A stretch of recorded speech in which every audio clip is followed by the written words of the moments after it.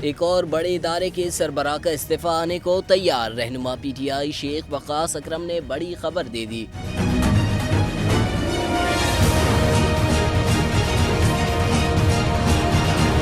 نجی T V سے بات کرتے ہوئے ان کا کہنا تھا کہ یہ لوگ چیف الیکشن کمشنر سے استعفی مانگ رہے ہیں اور باقی ممبران سے بھی استعفی مانگ رہے ہیں تاکہ ایک اور بحران پیدا ہو جائے۔ اب دیکھنا یہ ہے کہ وہ کب اس سازش کا حصہ بنیں گے۔ رہنما تحریک انصاف نے کہا کہ یہ لوگ الیکشن سے بھاگ رہے ہیں اور ان کی کوشش یہی ہوگی کہ آخری رات تک الیکشن نہ کروانے کی چالیں چلیں۔ یہ لوگ سپریم کورٹ کے احکامات کی خلاف ورزی کرتے ہیں تو وہ انہیں گرفتار بھی کر سکتی ہے۔ اسحاق ڈار مشہور ہیں کہ وہ کہتے کچھ ہیں اور کرتے کچھ ہیں۔ شیخ وقاص اکرم نے مزید کہا کہ یہ لوگ ہم سے لڑ رہے ہیں، عدلیہ سے لڑ رہے ہیں، ہمیں فوج سے لڑوانے کی کوشش کر رہے ہیں۔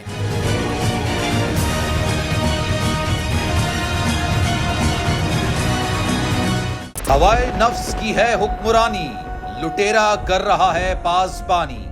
بول نیوز کے مارکیٹنگ ہیڈ آکاش رام تاحال لاپتہ، تفتیشی ادارے جواب دینے سے قاصر، اہل خانہ پریشان، بیٹے کی جدائی میں ماں غم سے نڈھال۔ جو بچو ہندو پر آئے تھے جو کو پاکستانی مجھے مہربانی کرے پنجو آکاش واپس کयो۔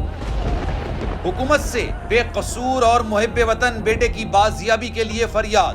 آکاش رام کے اغوا کے خلاف اہل خانہ کی جانب سے سپریم کورٹ میں درخواست دائر۔ سپریم کورٹ کے چیف جسٹس عمر عطا بندیال سے آکاش رام کے اہل خانہ کی جلد سماعت کی استدعا۔ سمیع ابراہیم اور صدیق جان کا سپریم کورٹ کے باہر احتجاجی کیمپ کا اعلان کہ سوموار کے دن سے ہم سپریم کورٹ آف پاکستان کے سامنے کیمپ لگائیں اور ہم سب سپریم کورٹ آف پاکستان کے سامنے بیٹھ جائیں اور اس وقت تک نہیں اٹھیں گے جب تک آکاش واپس نہیں آئے۔ مشکل کی اس گھڑی میں عالمی میڈیا نے بھی اٹھائی آواز۔